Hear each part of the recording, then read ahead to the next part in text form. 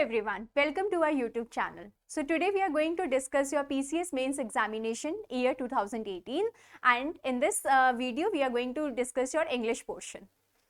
चलिए बच्चों, so let's start. So जैसे कि last class में we discussed your year 2021 and उसमें if you have any doubts kindly watch the video if you have not watched it yet, and if you have any doubts you can write down the doubts in the comment section. Same with this video. In this video again, if you have any doubts once you come to the end of the video, so write down your doubts in the comment section.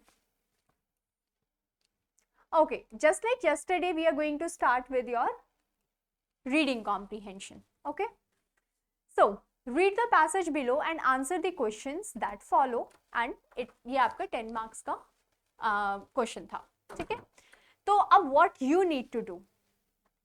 This is a passage. अभी I am not going to read the whole passage. मैं आपको nutshell में बता देती हूँ. You can just read, pause the video or take a screenshot and you can read it.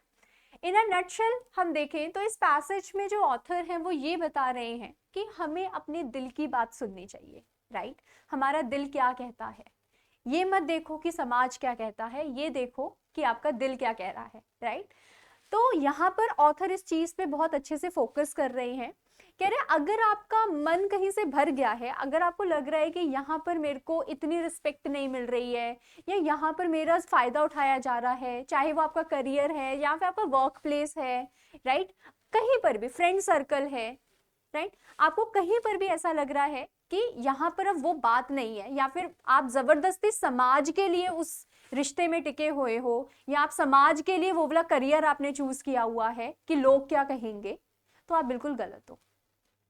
Author ये कहते हैं कि अगर आपको ऐसा लगता है, हाँ हम मानते हैं कि बच्चों के मतलब सबके ऊपर फैमिली की रिस्पॉन्सिबिलिटीज़ हैं, आपने उनको भी निगलेक्ट नहीं करना है. बिल्कुल फैमिली की रिस्पॉन्सिबिलिटीज़ को ध्यान में रखते हुए आपने अपना फ्यूचर, अपना कदम, हर एक कदम आपका ऐसा रखना चाहिए, होना चाहिए कि उसमें फैमिलीज़ को भी आप अपनी फैमिली को भी अच्छे से उनका भी पालन पोषण कर सको, राइट.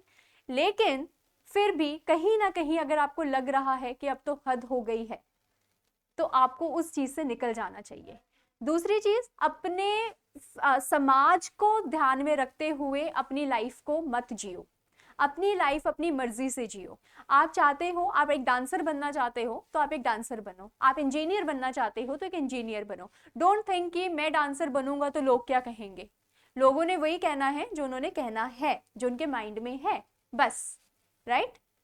तो सब ऑथर इसमें यही बोल रहे हैं कि in a nutshell you should live your life at your own risk. You should live your life what makes you happy. Do those things instead of what your partner is doing, what your neighbors are doing. Don't go with that. ठीक है, तो ये एक nutshell था इसका.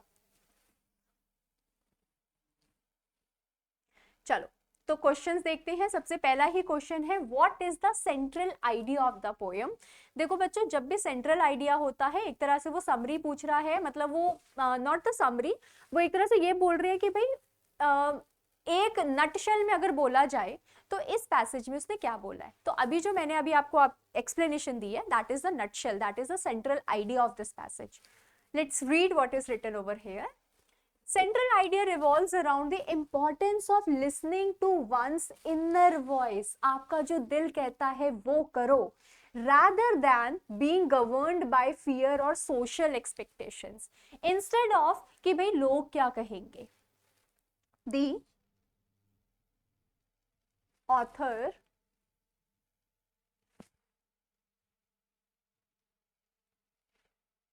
one second. Yes, perfect. The author emphasizes that when a person's heart is no longer aligned with their work or activities, it's better to walk away rather than continue for the sake of others' opinion. तो author ने बहुत ही खूबसूरती के साथ ये बात जाहिर करी है कि आपको लग रहा है कि My heart is no longer aligned with this work. मेरा मन भर चुका है इस काम से, मैं ये काम दिल से नहीं कर पा रहा, तो वहीं पर ही उस काम को छोड़ दो and move on, right? तो वो ये बोल रहे हैं कि भाई कोई फायदा ही नहीं है ना, जब आपका मन ही नहीं मान रहा है, आप दिल से उस काम को कर ही नहीं रहे हो, आप अपना 100% दे ही नहीं रहे हो, तो रिजल्ट भी नहीं आएगा 100%. सीधी सी बात है. तो why you are wasting time. आपका मेंटल पीस, आपका inner peace is more important. Okay, तो वो इसी की ही यहाँ पे बात कर रही हैं। वो कह रहे ट्रू पीस, असली शांति क्या है और फुलफिलमेंट क्या है, only when one acts in accordance with one's emotional truth. आपका मन क्या कहता है, जब आप उसके अकॉर्डिंग काम करने लग जाओगे, वो आपकी लाइफ की एक असली अचीवमेंट होगी। Okay, staying in a situation that feels wrong leads to dissatisfaction. आप एक ऐसी सिचुएशन में मजबूरी में उस काम को कर रहे हो तो उससे आपको सिर्फ डिससैटिस्फैक्शन ही मिलेगी, स्ट्रेस मिलेगा एंड इवन बीमार भी रहोगे, फिजिकल इलनेस, राइट। अगर माइंड ठीक नहीं है ना तो फिजिकली आपको कुछ ना कुछ इलनेस रहती ही रहती है। तो देखो, एक छोटी सी चीज कि आपका जो मन कहता है ना, सिर्फ उसको करो, उसको करोगे तो आपका माइंड फ्रेश रहेगा, कोई स्ट्रेस नहीं, कोई एंजाइटी नहीं, कोई डिप्रेशन नहीं, कोई फिजिकल हेल्थ वाली बीमारी नहीं। तो सिंपल सी चीज है, जो मन कहता है वो करो। The passage ultimately conveys a message to self trust and courage to make necessary life changes. तो देखो, जिंदगी में बदलाव आने ही आने हैं और उसको लेके आना आपका काम है। अपनी जिंदगी को एक ही तरीके से जियोगे या औरों के तरीके से जियोगे तो वो आपके लिए मुश्किल है। और लोग आपकी जिंदगी नहीं जी रहे हैं, आप जी रहे हो अपनी लाइफ। तो आपको अपने हिसाब से देखना है कि क्या ये वाली चीजें आपको सूट करती हैं, राइट। अब मान लो कोई खाने की चीज है ना, मान लो पनीर, डेयरी प्रोडक्ट, कई लोगों को सूट करता है, कई लोगों को नहीं करता है। अगर आप उन 20% में से हो जिन लोगों को डेयरी प्रोडक्ट सूट नहीं करते, बाकी 80% को करते हैं, तो आप यहाँ पे ये क्या सोचोगे कि यार 80 को कर रहे हैं सूट, मैं उन 20 में से मैं भी खा ही लेता हूँ, नहीं तो लोग क्या कहेंगे। अगर आपने खा लिया सिर्फ लोगों के डर के मारे तो क्या होगा, आपका ही नुकसान होगा, आपके शरीर में एलर्जी होगी, आपको डॉक्टर के पास भागना पड़ेगा, वो 80% लोग आके आपकी हेल्प नहीं करने वाले, राइट। तो सिंपल सी चीज है, ये तो जस्ट मैंने एक एग्जांपल दिया है आपको पनीर का, डेयरी प्रोडक्ट्स का।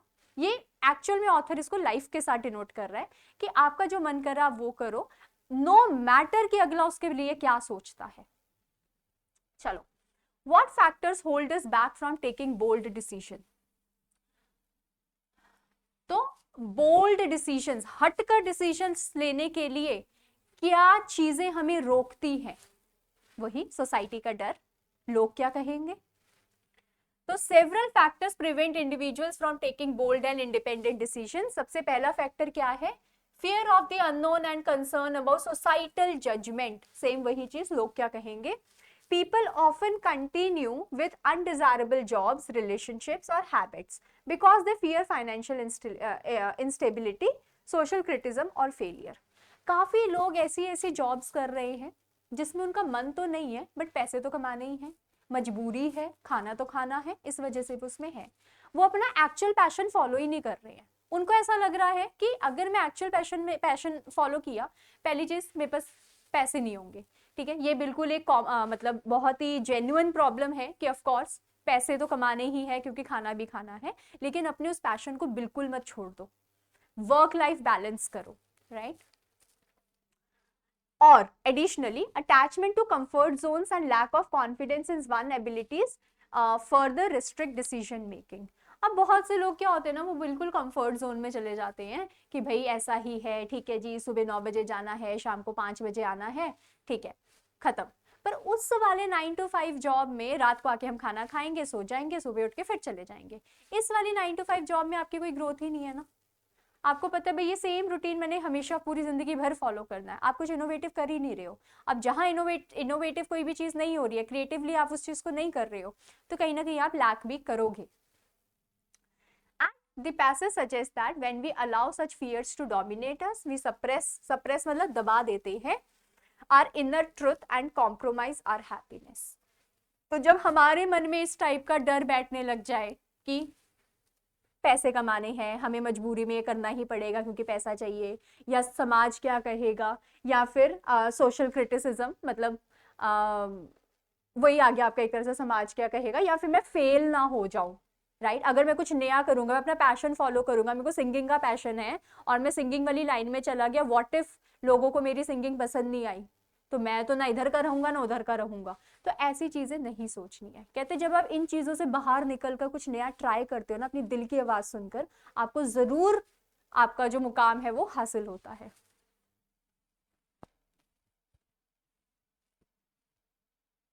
What are the consequences of not taking the right decision at the right time?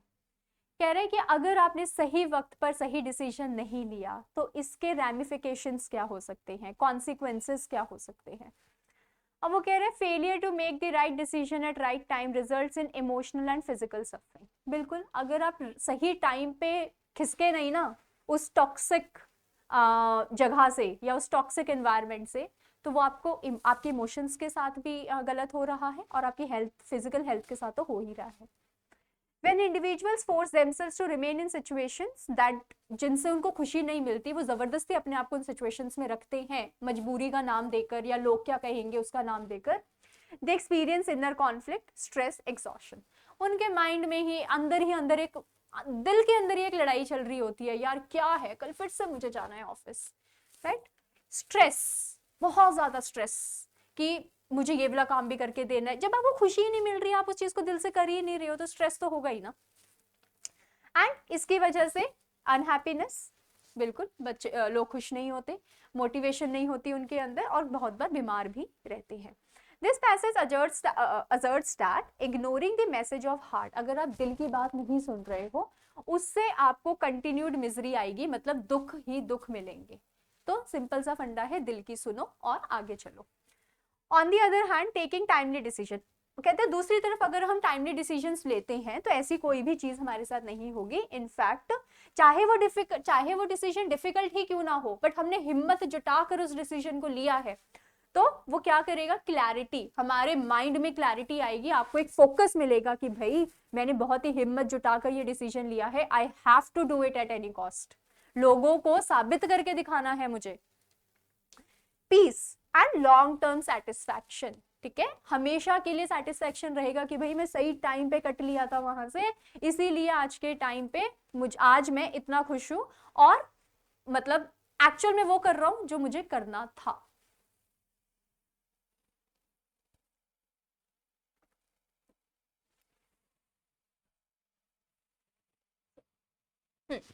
What does head overriding the heart, मतलब दिमाग से काम ले रहे हैं, दिल से काम नहीं ले रहे हैं, इसका एक तरह से वो मतलब पूछ रहा है। तो मतलब यही है कि हम दिमाग से काम ले रहे हैं, दिल से काम नहीं ले रहे। तो पैसेज क्या कह रहा है, head overriding the heart means allowing, हम लॉजिक की बात करते हैं, राइट, हम रैशनैलिटी मतलब लॉजिक ही होता है, फियर बेस्ड रीजनिंग की बात करते हैं, है ना। ऐसे अभी जैसे कि हमने लास्ट क्वेश्चंस में भी डिस्कस किया कि क्या होगा अगर ऐसा नहीं हुआ, तो अगर मैं फेल हो गया तो क्या होगा, राइट। अगर मैंने इसको छोड़कर ये वाला पैशन ऑप्ट किया, सिंगिंग में तो इतना कुछ स्कोप भी नहीं है, तो लोग क्या बोलेंगे, गाने गाता है। To dominate one true feeling, okay, it describes inner conflict, मतलब वो ये बोल रहा है कि हम दिल से काम नहीं ले रहे हैं, दिमाग से ले रहे हैं, तो वही चीजें सारी आपकी रिपीट हो रही है कि इनर कॉन्फ्लिक्ट चलता रहेगा, स्ट्रेस चलेगा, एंजाइटी होगा, डिप्रेशन होगा, वो सारी चीजें, okay. And what they think is practical और सोशली एक्सेप्टेबल, इसका वो ये हार्ट की बात कर रहा है, हेड की बात कर रहा है, ठीक है। व्हेन पीपल सप्रेस, मतलब दब जाते हैं, जब वो अपनी दिल की बात सुनना बंद कर देते हैं इन फेवर ऑफ लॉजिक, और वो दिमाग की बात सुनते हैं, दिमाग से काम लेते हैं। कहते हैं ना कभी कभी दिमाग से नहीं दिल से काम लेना चाहिए, जहां पे आपका दिल ही नहीं मान रहा है कि मुझे यहाँ पे काम करना चाहिए, तो वहां पर चाहे दिमाग जितना मर्जी बोले, जब तक आपका दिल हाँ नहीं करता है कभी भी उस चीज को मत करो। अपने या तो अपने दिल को समझाओ, और दिल को ऐसे समझाओ कि एक्चुअल में आपको मजा आए वो काम करने में, जबरदस्ती दिल को नहीं समझाना है। The author advocates balancing both but trusting the heart when it clearly signals a need for change। जैसे कि हमने पीछे डिस्कस किया था कि ऑफ कोर्स सी बात है, देखो अगर हमें घर चलाना है, घर की पूरी जिम्मेवारी आपके ऊपर है, तो आपको कमाना तो पड़ेगा, राइट, लेकिन एक बैलेंस होना चाहिए। इतना भी उस चीज में मत खो जाओ कि आप खुद को ही खत्म कर दो। There must be a balance between head and heart, दिल की भी सुनो, दिमाग की भी सुनो, और दोनों को बैलेंस करना आपका काम है, ओके। ऐसा नहीं है कि फॉर एग्जाम्पल अगर आपको लग रहा है कि मैं इस वाले एनवायरनमेंट में मेरे को बहुत टॉक्सिक फील हो रहा है, तो आपने ऑन द स्पॉट उस जॉब को छोड़ दिया instead of having the other opportunity, तो ये एक बेवकूफ़ी है। टॉक्सिक लग रहा है, पहले उसका ऑल्टरनेट ढूंढो, उसके बाद वहां से मतलब जॉब छोड़ो और फिर जाओ, okay. In the passage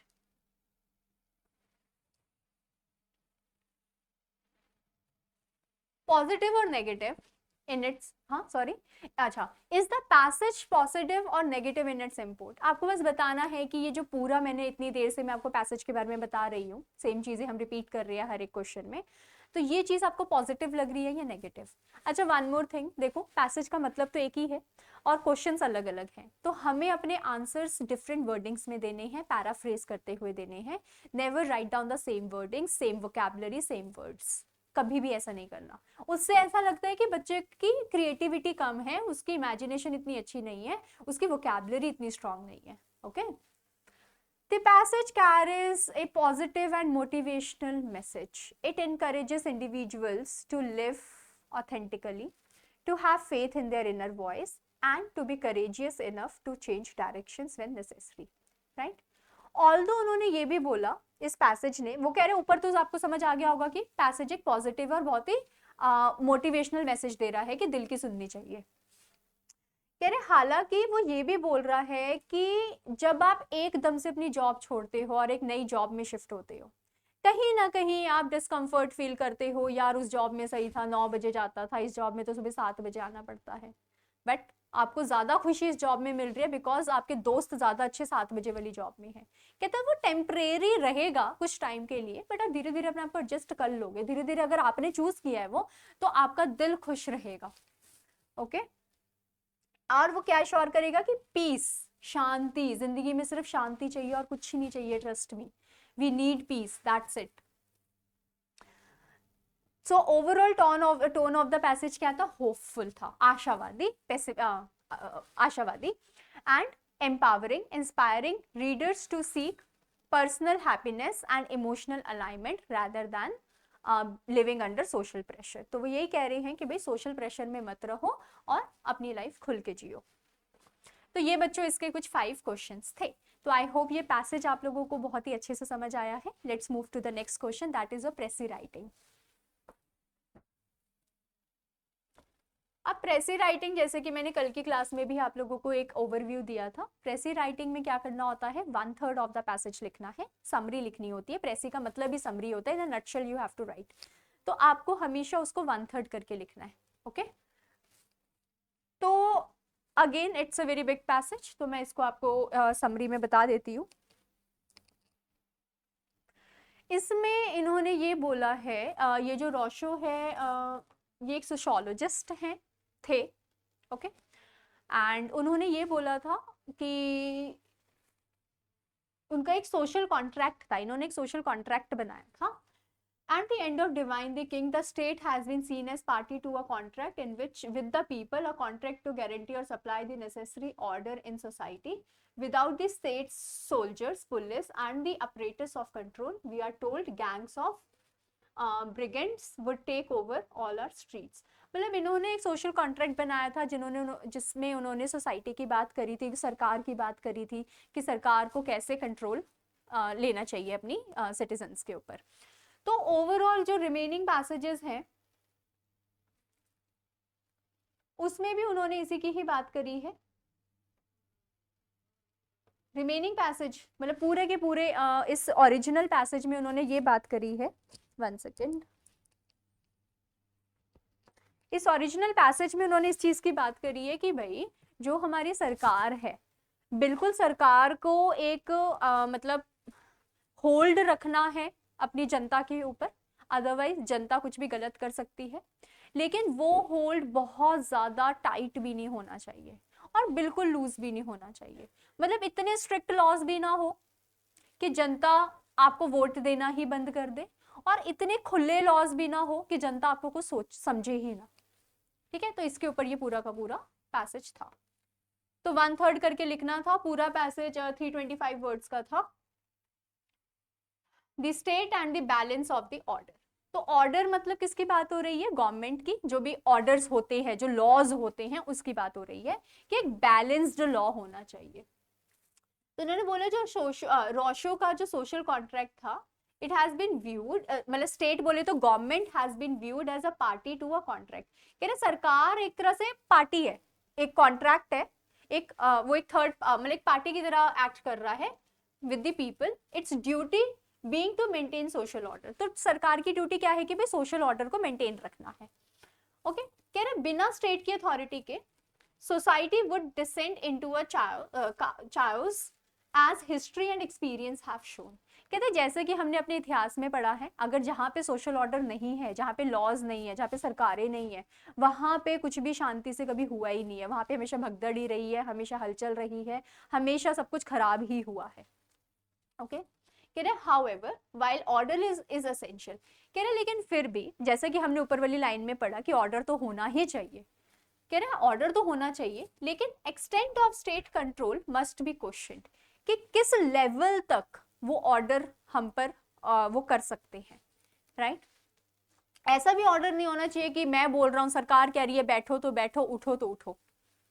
When a government imposes excessive restrictions, जब सरकार बहुत ज्यादा restrictions लगा देती है अपने citizens के ऊपर, ठीक है, तो it serves its own interest rather than those of citizen. तो ऐसा लगता है कि सरकार को मजा आ रहा है, उसको सिटीजन से कोई लेना देना नहीं है, जबकि सरकार बनी ही सिटीजन्स के लिए है, राइट। लेकिन जब वो उसको कर ही नहीं रही है, सिटीजन्स के ऊपर इतना ज़्यादा रिस्ट्रिक्शंस लगा दी है, ऐसा नहीं करना वैसा नहीं करना है, हर एक लॉ बना दिया, ऐसा करोगे तो ये वाला फाइन हो जाएगा तुम लोगों को, तो उससे सिटीजन्स का दम घुटने लगेगा और वो एक तरह से इरिटेट होने लग जाएंगे। तो मतलब कहते हैं ना कि किसी चीज को, रबड़ को इतना भी ना खींचो कि वो टूट जाए, और जितना खींचना है उतना ही खींचो। There are two forms of order, उन्होंने बिल्कुल इसमें बात करी थी, अगर आप पैसेज को पढ़ेंगे, इसका आप एक बार स्क्रीनशॉट ले लीजिएगा इस,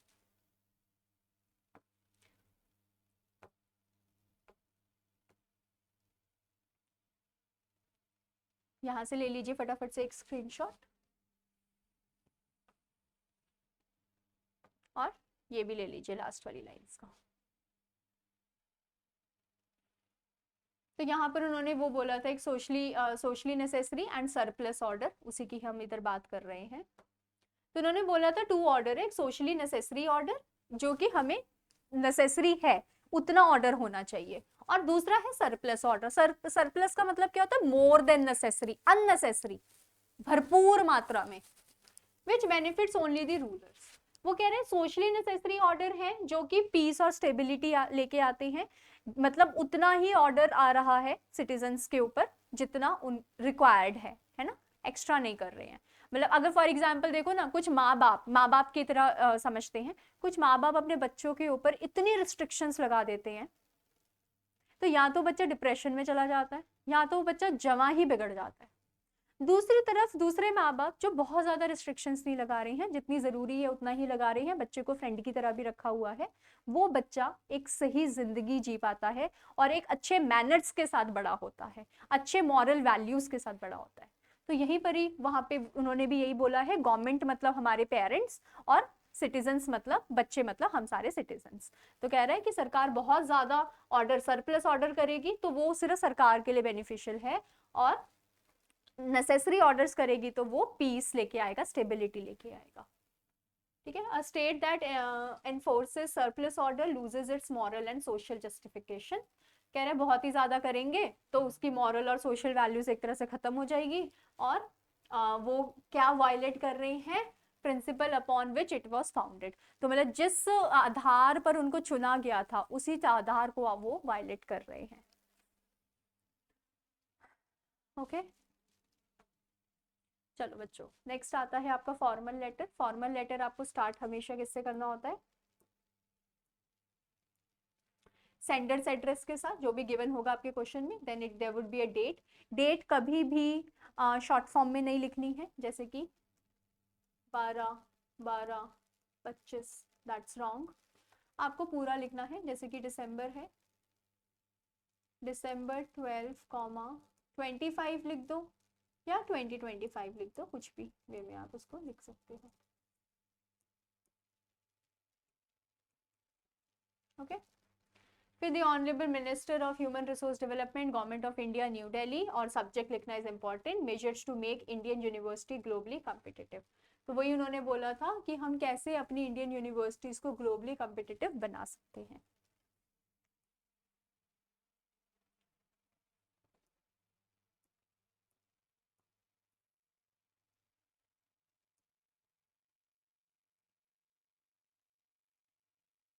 I wish to draw your kind attention to the pressing need to make Indian universities globally competitive in terms of academic excellence, research, innovation and international reputation. देखो आप ये लेटर किसको लिख रहे हो, अभी अभी आपने देखा हम किसको लिख रहे हैं, honourable minister of human resource development. Okay, तो यहाँ पर आपको पता होना चाहिए कि मुझे अपना लेटर बहुत ही प्रोफेशनल वे में लिखना है, क्योंकि आप एक मिनिस्टर को लेटर लिख रहे हो, तो बहुत ही प्रोफेशनल, बहुत ही फॉर्मल लेटर होना चाहिए। ठीक है, तो यहाँ पर आपने बहुत ही जैसे अच्छे से 3-4 पैराग्राफ्स में इसको हमने बताया, और हमने यहाँ पर कनेक्टर का भी इस्तेमाल किया है, जैसे कि additionally, first of all. Okay, अभी आपने बताया यहाँ पर कहते हैं ऑल्दो इंडिया जो है it is one of the largest highest education system, India के पास सबसे बड़ी हाईएस्ट एजुकेशन हैं, फ्यू हमारी जो यूनिवर्सिटीज हैं वो few of our universities feature in top global ranking. तो फ्यू का मतलब है नन ऑफ देम, फ्यू एक नेगेटिव वर्ड है, अ फ्यू होता तो कुछ यूनिवर्सिटीज, फ्यू इज ना के बराबर यूनिवर्सिटीज। दिस इज प्राइमरी, अब ये क्यों है कि हमारी जो यूनिवर्सिटी है वो एक अच्छे लेवल पे नहीं है, हालांकि हमारे पास इतना अच्छा हायर एजुकेशन सिस्टम है, फिर भी हमारी यूनिवर्सिटी स्टॉप नहीं कर रही है। क्यों? इनएडुकेट रिसर्च फैसिलिटीज, हमारे पास इतनी अच्छी रिसर्च फैसिलिटीज नहीं है। आउटडेटेड करिकुलम, हमारा जो बच्चों का सिलेबस है बहुत ही आउटडेटेड, स्टार्टिंग से जो चलता आ रहा है वो चलता ही आ रहा है, कभी चेंज ही नहीं होता। ऑटोनॉमी लिमिटेड है, इनसफिशिएंट ग्लोबल कोलैबोरेशन है, हम ग्लोबली कोलैब ही नहीं करते हैं इंडिया वाले। To transform our universities into world-class institutions, several concrete steps must be taken. अब आपने मिनिस्टर को कुछ आइडियाज दिए हैं। सबसे पहले आपने बोला है बहुत सारी इन्वेस्टमेंट चाहिए, कहाँ पर चाहिए, रिसर्च, इंफ्रास्ट्रक्चर और टेक्नोलॉजी में।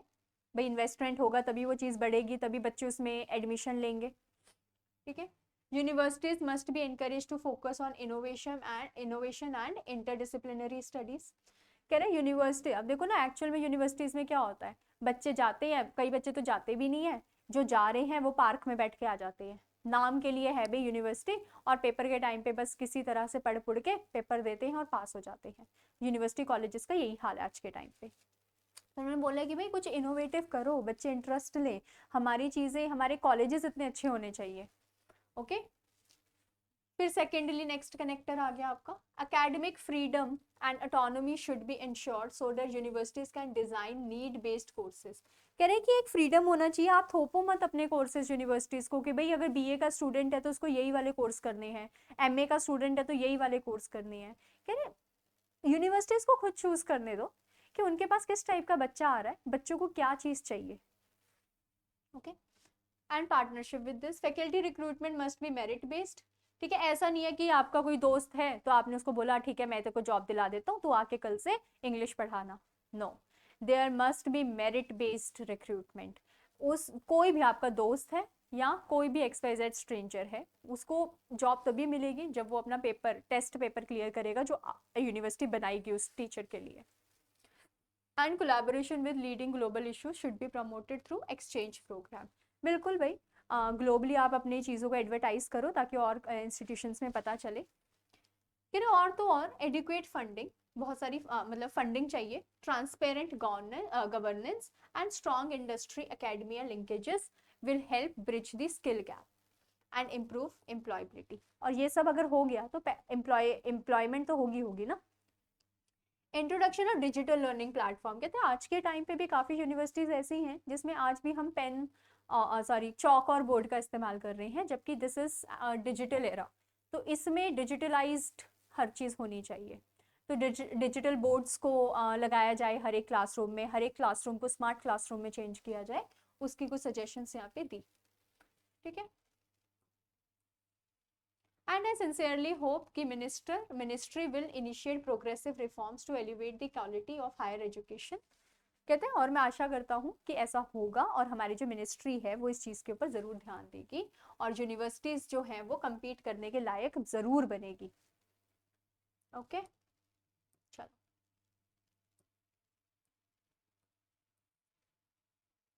उसके बाद बच्चों ये letter to the editor newspaper था about the need of media to evolve a self regulatory mechanism against media trials. अब सेम वही चीज़ आ गई, सबसे ऊपर सेंटर्स का एड्रेस आएगा, देन आपकी डेट आएगी और फिर जो भी आपका रिसीवर्स एड्रेस होता है, और सब्जेक्ट तो आना ही आना है, सर मैडम कुछ भी हो सकता है ये। तो ये एक बार आप पढ़ लीजिएगा, नॉर्मल जस्ट आपका रीडिंग सेक्शन मतलब पढ़ने वाला ही है, इसमें कोई रूल्स अप्लाई नहीं है, जस्ट वे ऑफ राइटिंग है, सेंटेंस स्ट्रक्चर है, वोकैबुलरी है, कनेक्टर्स है। तो इसको एक बार आप स्क्रीनशॉट लेके गो थ्रू कर लीजिए, दैट्स इट।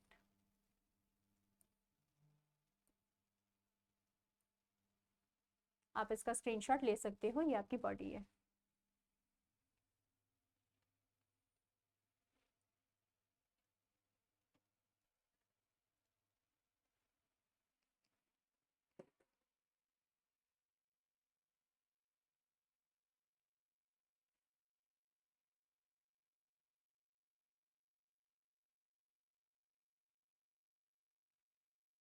ओके चलिए आगे चलते हैं नेक्स्ट।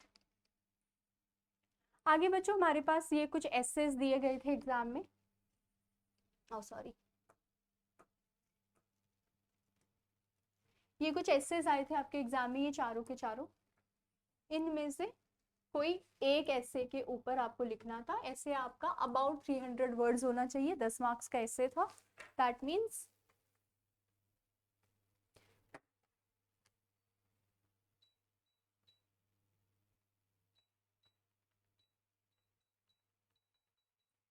मीन्स कि आपको कोई भी एक ऐसा टॉपिक चूज करना था जिससे रिलेटेड आपके पास भरपूर जानकारी हो, जिसमें सोचने में आपका टाइम वेस्ट ना हो। ठीक है, तो हमेशा ऐसा नहीं है कि अपना फेवरेट ऐसे चूज कर लो, आप टॉपिक ऐसा चूज करो वो फेवरेट हो ना हो पर आपके पास पॉइंट्स उसके सबसे ज्यादा हो। ठीक है, तो ये था happiness is when you think what you say and what you do, sorry what you think what you say, right, उस टाइप से जाएगा। तो उसी के ऊपर था हैप्पीनेस क्या है। तो देखो अब आज की क्लास में जो हमने फर्स्ट रीडिंग कॉम्प्रिहेंशन का पैसेज पढ़ा था उससे रिलेटेड रहेगा, और उससे रिलेटेड भी आप इसमें ऐड ऑन कर सकते थे। उस रीडिंग कॉम्प्रिहेंशन का जो नटशेल था, जो समरी था, उसको भी आप इसमें ऐड ऑन कर सकते थे। ठीक है, तो इट्स ऑल अबाउट कि आप किस टाइप से इस ऐसे को लिख रहे हो। देखो जैसे कि इसमें हमने महात्मा गांधी की भी बात करी थी, तो ऐसे ऐसे जब आप किसी भी महान व्यक्तियों की बात करते हो अपने एसेज में, तो वो एक अच्छा इम्पैक्ट पाता है।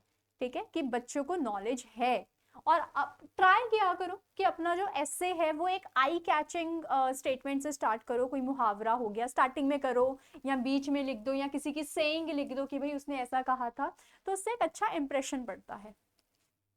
ठीक है, तो बस आगे फिर बताया गया है कि आज के टाइम पे जो लोग हैं वो डबल लाइफ जी रहे हैं, thinking one thing saying another and doing something entirely different. सोचते कुछ है, बोलते कुछ है, करते कुछ है, राइट। सच कॉन्ट्रडिक्शंस क्रिएट इनर कॉन्फ्लिक्ट, जिसकी वजह से उनका जो मेंटली वो अनरेस्ट ही रहते हैं, कोई पीस नहीं है, मेंटल पीस नहीं है। और सिमिलरली जब एक्शंस को गाइड किया जाता है ग्रीड और फियर के साथ, तो उस टाइम पे जो माइंड है वो रेस्टलेस ही रहता है। तो real happiness lies in living truthfully and fearlessly. When our thoughts are pure, our words kind, and our actions noble, we experience a sense of fulfillment. This inner harmony radiates outward, improving relationships and promoting social well-being. मतलब इसी के ऊपर है एक तरीके से कि happiness क्या है। ओके, तो ये आप एक बार पढ़ लीजिएगा। इस वाले ऐसे में बेसिकली कनेक्टर्स की इतनी रिक्वायरमेंट नहीं पड़ी थी, बट कनेक्टर्स भी यूज किया करो, अगर रिक्वायरमेंट पड़े तो, जबरदस्ती भी नहीं यूज करना। नेक्स्ट है students union elections, it's pros and cons. Okay, तो उसी के ऊपर है, अभी एक पैराग्राफ हमने इसके प्रोज के ऊपर लिख दिया ऑन द पॉजिटिव साइड, और हाउएवर करके जैसे कल की क्लास में मैंने आपको बताया था कि आपने उसको कॉन्ट्राडिक्ट कर दिया। तो हमेशा याद रखो बच्चों कि जब भी आप इसको कॉन्ट्राडिक्ट मतलब पैटर्न की अगर मैं बात करूं, आपने एडवांटेजेस डिसएडवांटेजेस का कोई पैटर्न चूज करना है, तो अपने एक फिक्स्ड पैटर्न बना लो कि अगर ऐसे मेरे एडवांटेजेस डिसएडवांटेजेस के ऊपर आएगा तो मैं इसी वे में लिखूंगा, जैसे कि ऑन द पॉजिटिव साइड, और instead of writing on the negative side आप लिखोगे हाउएवर और फिर लिख दोगे there are also negative aspects of it. Okay, तो इसको लर्न कर लो. You can take a screenshot and you can go through the whole essay once.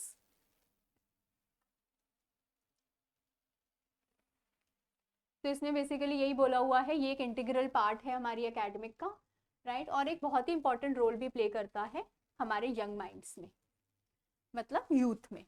And these elections offer students an opportunity to participate actively in decision making process and develop leadership skills. अब जो लोग जैसे होते हैं ना, ये अपनी college का प्रधान है, मतलब इस यूनियन का प्रधान है, या जो पार्टी जीत गई, जैसे बहुत सारी पार्टीज होती है, पंजाब यूनिवर्सिटी में चले जाओ, NSUI समथिंग और पुसू, इस टाइप की जो पार्टीज होती है, तो उन्हीं पार्टीज की वो बात कर रहे हैं कि अगर जो भी इन पार्टीज के कर्ता धर्ता होते हैं उनके अंदर लीडरशिप क्वालिटीज होती है. However, like any other system, they both have. अब कह रहे हैं कि हर एक सिस्टम की तरह इसके भी कुछ एडवांटेजेस हैं और कुछ डिसएडवांटेजेस हैं.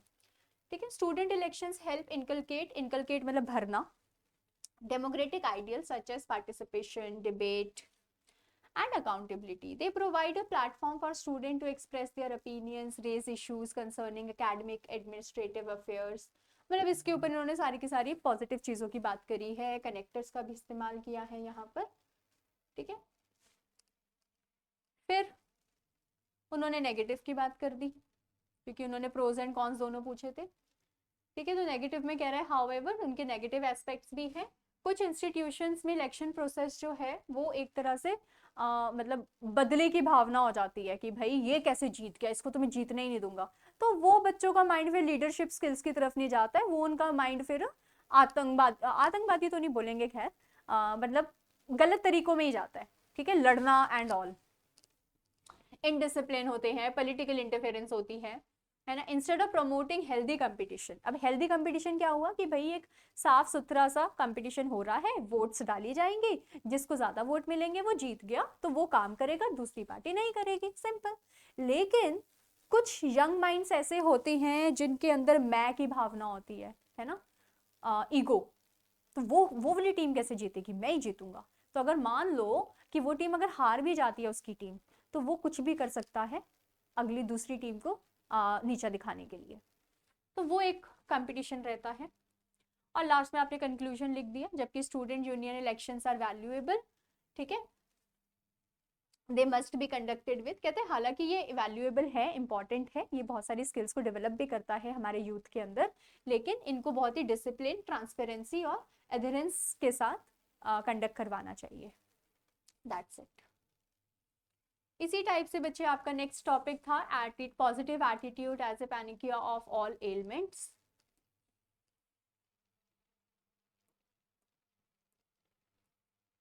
ओके, तो इसके ऊपर था, इसका भी आप प्लीज एक बार स्क्रीनशॉट ले लीजिए.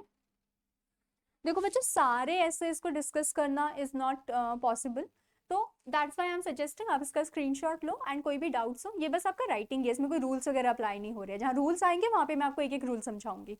तो जहाँ पे स्टिल आपको कोई भी लाइन नहीं समझ आती, कोई वोकैब समझ नहीं आती, you can ask it in your comment section.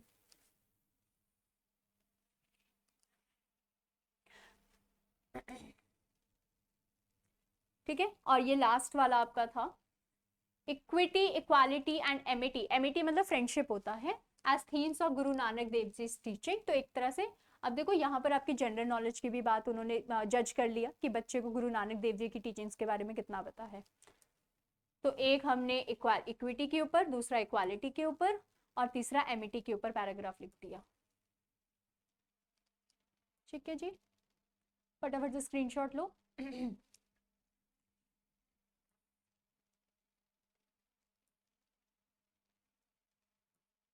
ये एमिटी वाला और लास्ट ले लो, और ये एमिटी का इतना लिख के फिर हमने कंक्लूजन कर दिया. तो ये सारे के सारे पैराग्राफ्स जो भी मैंने आपको शो करे हैं, ये अराउंड 300 वर्ड्स हैं, क्योंकि इतनी ही वर्ड लिमिट उन्होंने बोली थी.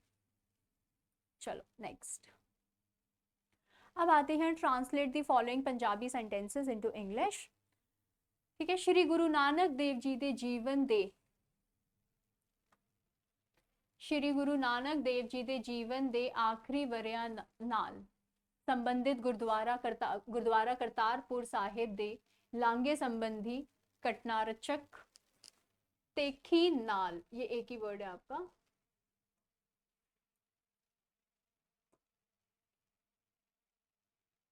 ਨਾਲ ਵਾਪਰਿਆ ਹੈ। ਇਸ ਨੇ ਇੱਕ ਨਵਰਤਾ ਸਮੁੱਚੀ ਵਿੱਚ ਹੀ ਬਦਲ ਕੇ ਰੱਖ ਦਿੱਤਾ ਹੈ। ਕੇਂਦਰੀ ਮੰਤਰੀ ਮੰਡਲ ਵੱਲੋਂ ਇਲਾਕੇ ਨਾਲ ਸੰਬੰਧਿਤ ਪ੍ਰਸਤਾਵ ਪਾਸ ਕਰਨ ਉਪਰੰਤ ਪਾਕਿਸਤਾਨ ਨੂੰ ਇੱਕ ਸੰਬੰਧੀ ਅਪੀਲ ਕੀਤੀ ਗਈ। ਉਸ ਤੋਂ ਬਾਅਦ ਪਾਕਿਸਤਾਨ ਸਰਕਾਰ ਵੱਲੋਂ ਇਸ ਸੰਬੰਧੀ ਇੱਕਦਮ ਪ੍ਰਤੀਕਰਮ ਪ੍ਰਧਾਨ ਨੇ ਇਸ ਮੁੱਦੇ ਤੇ ਇੱਕ ਤਰ੍ਹਾਂ ਨਾਲ ਪਿਛਲੇ 71 ਸਾਲ ਤੋਂ ਬਣੀ ਖੜੋਤ ਨੂੰ ਤੋੜ ਦਿੱਤਾ ਹੈ। My Punjabi is quite weak, so please adjust with my pronunciations of the words. चलो, so an important development has occurred regarding the corridor of Gurudwara Kartar Sahib, ठीक है।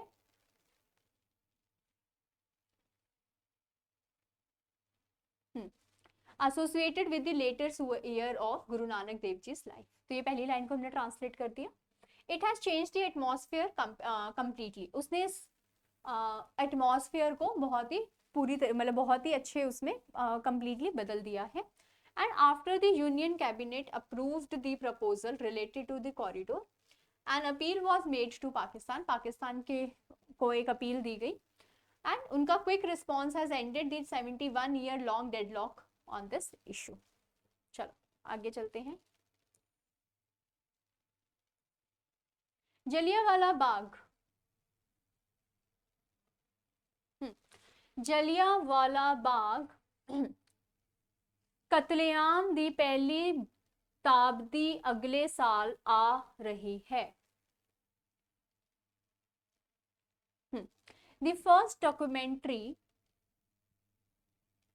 oh that this is basically, sorry I just misread the first one, so this is your the first documentary of Jallianwala Bagh massacre is coming next year. तो ताबदी is all about documentary. Next, जलवायु परिवर्तन दा प्रभाव सच समय तो पहला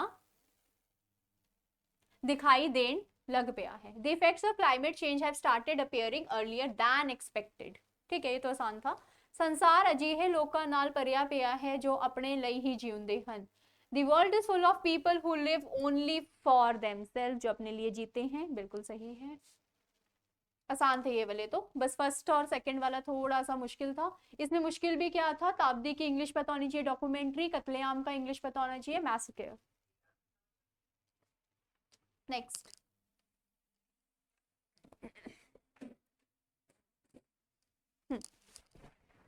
आतंकवाद दे दैंत तो की कोई भी देश नहीं बचिया।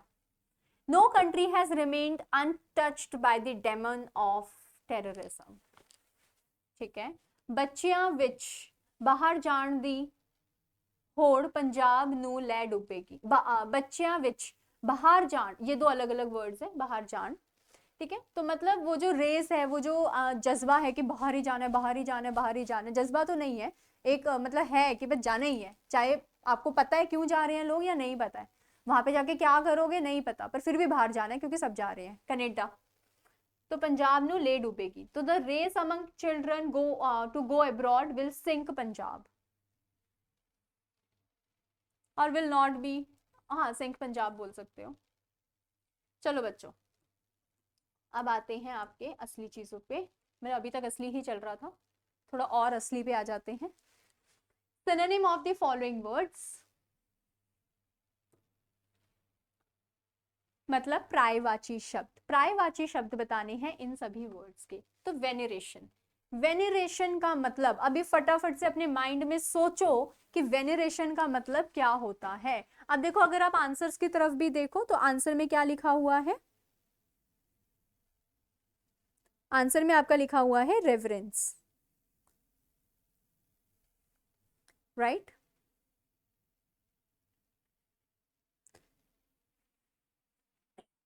आई होप आप लोगों ने सोच लिया होगा, तो अब मैं बता देती हूँ। वेनरेट करना, वेनरेशन का मतलब होता है बेसिकली डीप रिस्पेक्ट,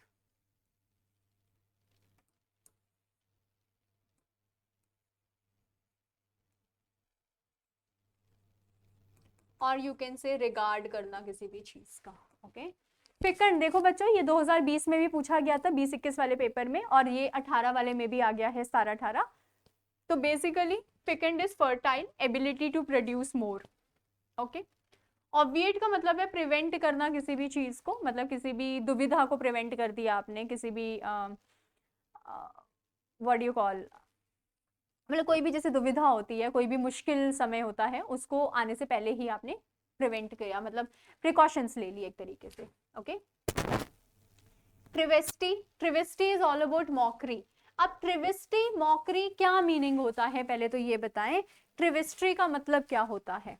अब आप सोचो पहले तो, आपको, आपने ये वर्ड तो यहाँ पे वैसे आंसर देख लिया होगा, but still I want you to think.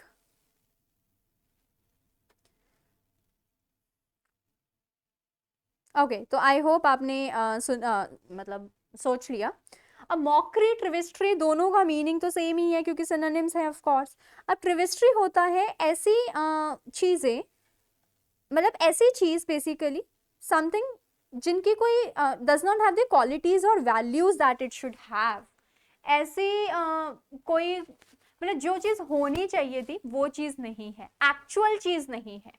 ठीक है, तो इसको हम उसको मॉकरी बोलते हैं। जैसे कि देखो बच्चों, मॉक टेस्ट लेते हैं, राइट? तो मॉक टेस्ट आपका पूरा एग्जाम के प्रति, एग्जाम के पैटर्न के अकॉर्डिंग ही होता है, लेकिन एग्जाम में वो सेम क्वेश्चन थोड़ी आएंगे, राइट? कुछ एक आधे क्वेश्चन लक बाय लक आपके सेम आ भी गए, बट वो उससे मिलता जुलता होता है, तो वो सेम क्वालिटीज नहीं है। Okay, next is vicissitude, that means to change. Next अब आपको इसको क्या बताना है, एंटोनिम।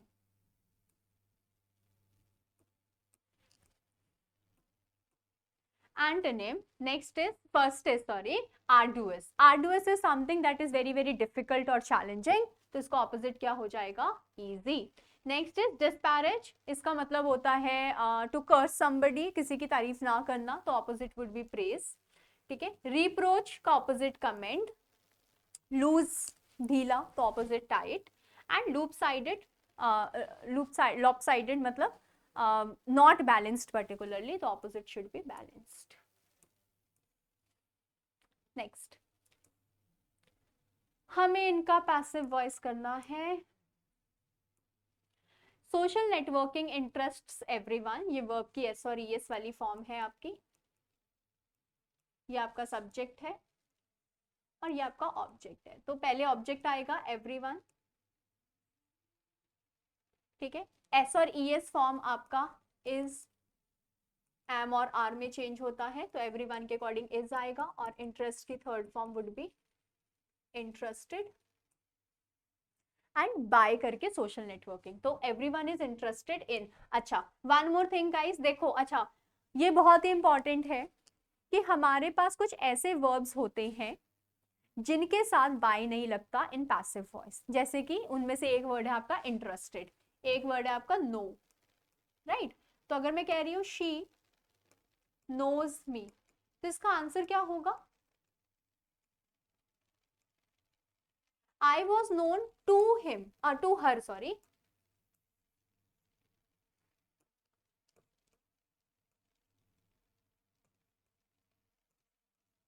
तो यहाँ पर बाय नहीं आएगा, सेम इंटरेस्टेड के साथ बाय नहीं आता, इन आता है, that's why answer is in. Please write a letter to me, please का मतलब क्या हो गया, आप इसको रिक्वेस्टिंग टोन में बोल रहे हो, तो a letter, letter be return to me, और a letter should be return to me, that is also right, but वहां पर आप एडवाइस दे रहे हो, वो प्लीज वाली चीज नहीं आ रही है, ठीक है। और it, you are requested to write a letter to me, that's also right. The matter will be considered by us shortly. अब ये आपका ऑलरेडी पैसिव था, इसको हमें एक्टिव में चेंज करना था। We shall consider the matter shortly, by us मतलब ये आगे चला जाएगा और मैटर पीछे आ जाएगा, तो वी, अब will changes to shell, right? जैसे फर्स्ट पर्सन के साथ विल शैल लगता, विल लगता है, और सेकंड थर्ड के साथ, और यहाँ कोई भी और चीज के साथ हम क्या लगाते हैं, शैल। अच्छा, एक चीज और देखो, विल और शैल में क्या फर्क है, इस चीज को आप लिख लीजिए। जनरली फर्स्ट पर्सन के साथ हम शैल का इस्तेमाल करते हैं, and second and third person के साथ हम विल का इस्तेमाल करते हैं, ठीक है। लेकिन अगर यही बात डिटर्मिनेशन के साथ बोली जाती है तो आप वहां पर फर्स्ट पर्सन के साथ शैल भी विल भी लगा सकते हो और सेकंड के साथ शैल भी लगा सकते हो। यहाँ पर हमने जनरली शैल ले लिया है, आप चाहो तो इसको चेंज भी कर सकते थे। Next, a matter will be considered by us, sorry ये तो हो गया। The neighbours are taking care of the dog. अब ये क्या है आपका फ्रेजल वर्ब, टेकिंग केयर, तो आपके आंसर में भी वो care, taking care as it is रहेगा। Are changes to is am are being, वो हमने लगा दिया, डॉग आगे आ गया आपका, और बाय द नेबर पीछे चला गया। टेक केयर ऑफ, ये पूरा का पूरा फ्रेजल वर्ब की तरह आ रहा था, तो ये एज इट इज रहेगा। Okay, readers from all over the world have been attracted by this book, हमने सेम इसको पैसिव कर दिया। हैज अट्रैक्टेड, वर्ब की थर्ड फॉर्म है, has have changes to has have been, तो वो हैज हैव बीन हमने यहाँ पर लिख दिया। Readers from all over the world object था और ये आपका सब्जेक्ट था, तो ये आ गया आगे ऑब्जेक्ट और ये सब्जेक्ट आ गया पीछे, ये बीच में आ गया आपका वर्ब। ओके, चलो बच्चों आगे चलते हैं।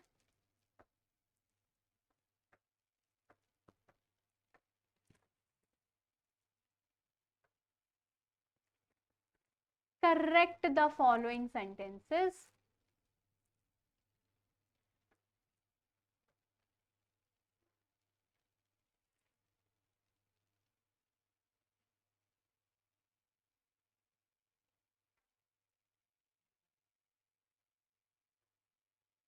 Okay. So, I have seen him a moment ago. A moment ago जो है वो past को represent करता है, तो a moment ago हो गया, yesterday हो गया, 2 days ago हो गया, 10 days ago हो गया। तो इस टाइप में हम हमेशा past indefinite का इस्तेमाल करते हैं, तो आप सिंपली क्या बोलोगे, I saw him, तो this is the answer. Neither of the boys, neither की बात हो रही है इसीलिए यहाँ पर हैज का इस्तेमाल होगा, क्योंकि 0 लड़के, एक भी नहीं, ठीक है, तो यहाँ पे हैज आ गया। आई हैव बीन अलोन, इसके साथ कोई भी प्रपोजिशन नहीं आएगी, आप लाइक यहाँ पर आप बता नहीं रहे हो कि ये वाला टाइम है, तो it should be I have been alone all my life. The pineapple एक ही वर्ड था आपका। Cake, taste, taste is verb of senses, और जितने भी वर्ब्स ऑफ सेंसेस हैं इनके साथ हमेशा एडजेक्टिव्स आते हैं, इनके साथ कभी भी एडवर्ब लिखा हुआ है तो वो गलत है, तो ly वाला एडवर्ब होता है, तो answer should be delicious, not deliciously. जैसे मैंगोज टेस्ट स्वीट, तो स्वीटली नहीं आएगा, ठीक है। एंड अल्टीमेटली के बाद यहाँ पे कॉमा चाहिए था, पंक्चुएशन मिस्टेक था आपका।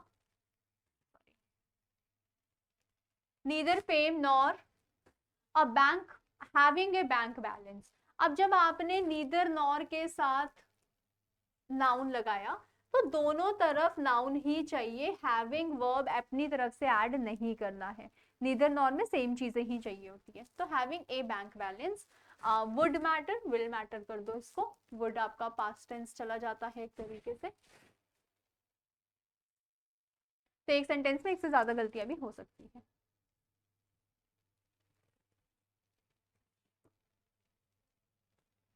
Okay, next is one word substitution. Proposed tour program, that is itinerary. A study of stars for human beings, of course, astrology. हम astrologers के पास जाते हैं human beings के stars जानने के लिए, हमारा मंगल कैसा है, हमारा शुक्र कैसा है। A person who disagrees with government policies, उसको हम dissident बोलते हैं, जो government की policies को disagree करता है, बोलता है कि भाई मैं नहीं मानता इन चीजों को। Not showing strong feelings, that is impassive, and quality of remaining balanced is equanimity, मतलब equal equal, बहुत ज़्यादा अच्छा नहीं, बहुत ज़्यादा बुरा नहीं। नेक्स्ट ये कुछ वर्ड्स है जिनके करेक्ट स्पेलिंग्स बताने थे।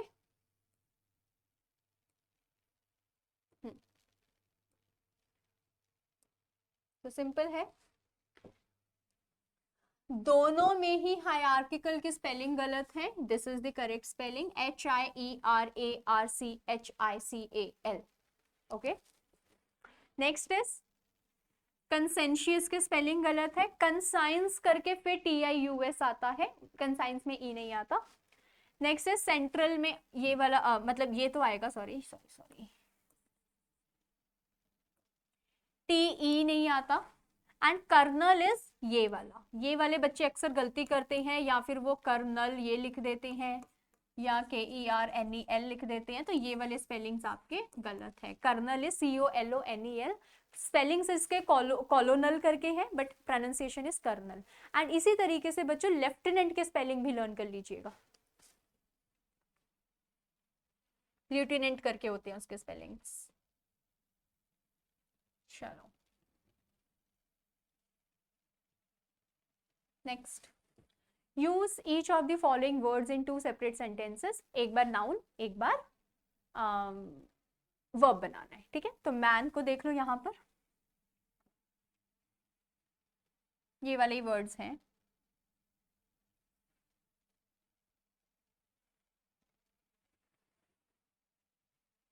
चलो तो देखो, मैन का एज अ नाउन तो मतलब हुआ मर्द, ये भी आपका 2020 में आ रखा था। मैन इज ऑल अबाउट मर्द, आदमी।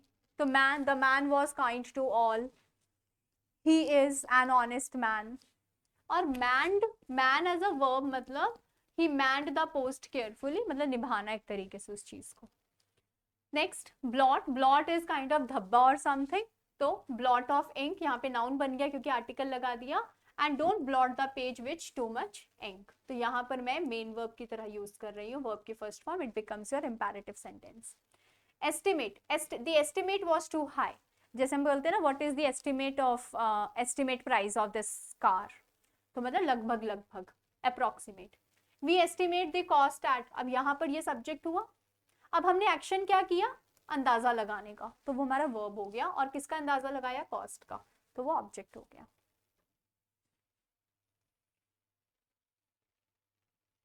बैंग भी लास्ट ईयर आ रखा था, loud bang, and he banged the door angrily. Bang बोले तो लाउड नॉइज एक तरीके से, जहाँ पे कहीं पे टक्कर हो जाए फिर आवाज नहीं आती है वो। Interest, his main interest is music, is यहाँ पे वर्ब है और ये आपका नाउन की तरह यूज हो रहा है। And story, interested of course verb की सेकंड फॉर्म है, तो ये आपका सब्जेक्ट, ये आपका ऑब्जेक्ट, तो ये वर्ब की तरह यूज हो रहा है। और ग्रेटली क्या है आपका एडवर्ब। ओके चलिए आगे चलते हैं।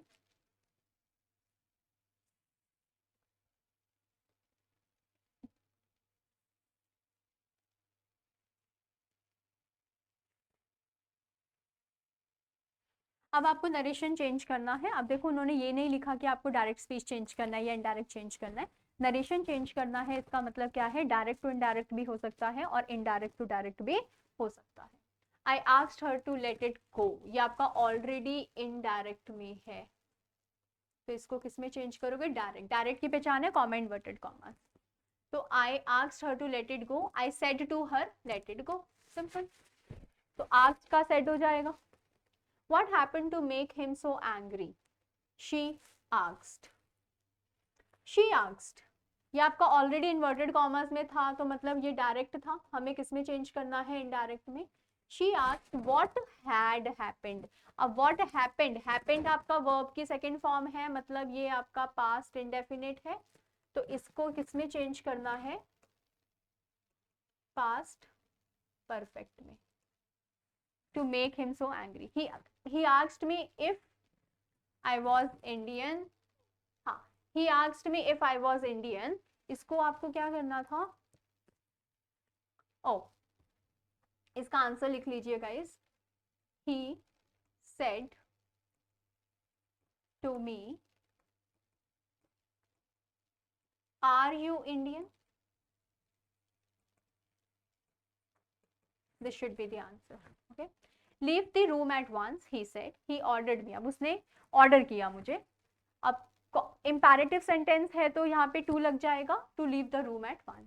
She said to me where is your father today, she asked me. अब देखो वेयर से स्टार्ट हो रहा है, तो यहाँ पर इफ या वेदर नहीं आता है, WH एज इट इज आता है।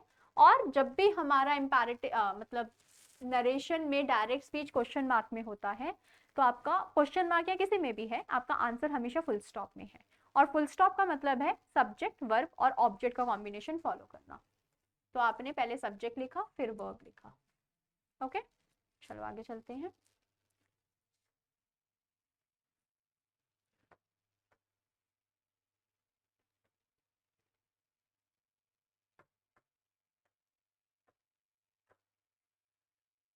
आई नो हिम, देखो सेम ही क्वेश्चन आ गया लकीली, जो अभी मैं आपको आपके साथ डिस्कस ही कर रही थी।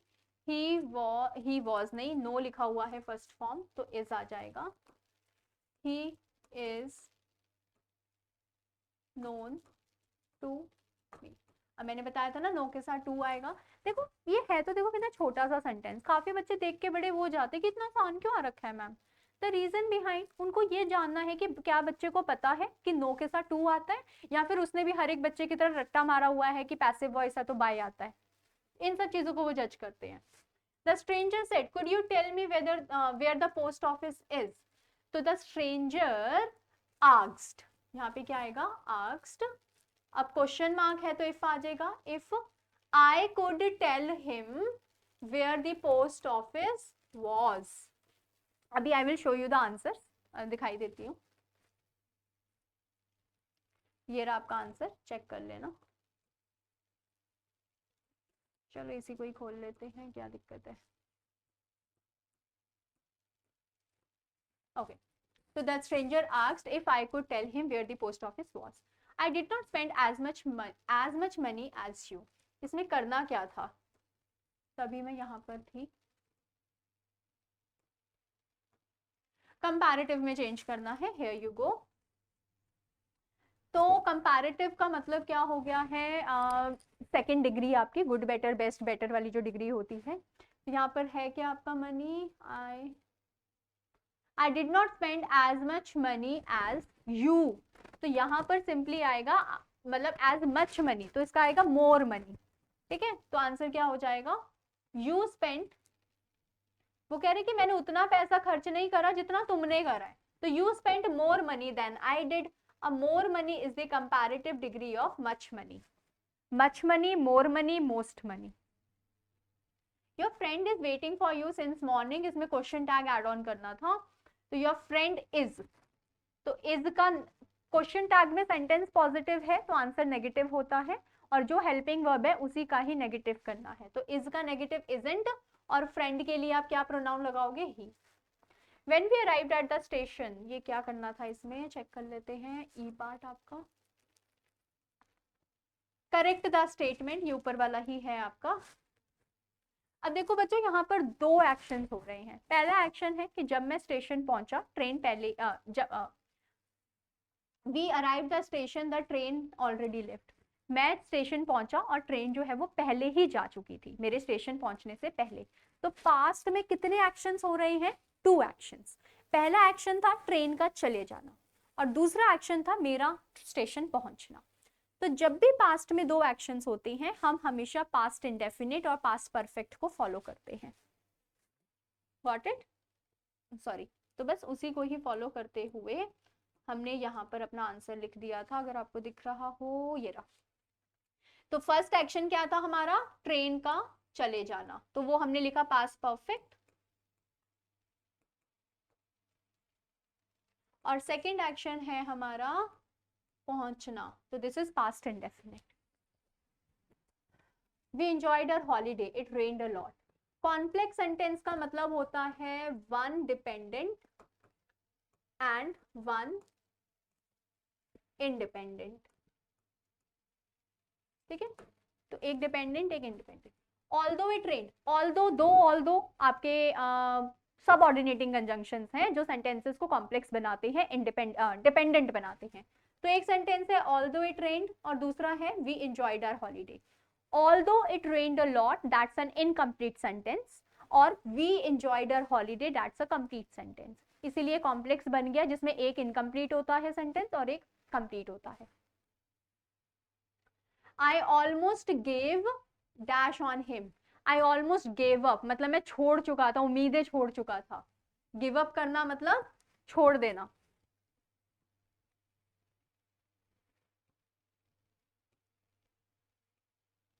Next, can't be help the poor of our society, punctuation ही करना था, ठीक है, आसान था, तो इसमें सिर्फ क्वेश्चन मार्क ही तो चाहिए, लास्ट में सिर्फ क्वेश्चन मार्क चाहिए था। The sun is rising in the east every day, जो काम रोज होता है वहां पे कंटिन्यूअस नहीं आता, वहां पे इंडेफिनिट आता है, और ये तो बचपन से पढ़ते आए हो, the sun rises. He is stingy, we can't spend money on clothes, he can't spend money on clothes. Rewrite using T2, TW2 and TO2. ये दोनों मिलकर एक नेगेटिव कॉम्बिनेशन बनाते हैं, ठीक है, तो आप इसको लिखोगे he is too कंजूस, too stingy मतलब to spend money on clothes, मतलब वो इतना स्टिंगी है कि वो क्लोथ्स पर पैसे नहीं खर्च कर सकता। For example, she is so shy that she can not ask for help, तो TW2 के साथ कैसे लिखोगे, she is too shy to ask for help. ये हमारा लास्ट क्वेश्चन था क्या?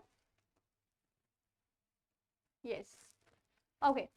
अच्छा, तो यहाँ पर बच्चे हमारा खत्म होता है आपका 2018 का previous year, and I hope आपको ये पूरा का पूरा सेशन अच्छा लगा होगा। एंड कोई भी डाउट्स है, as I told you earlier, please अपने कमेंट सेक्शन में हमें जरूर बताइएगा आपके जो भी डाउट्स है यहाँ पर। अच्छा, बिफोर यू गो, यहाँ पर मैं आपको ये चीज बताना चाहती हूँ कि हमारे इंस्टीट्यूट ने सिविल स्टाफ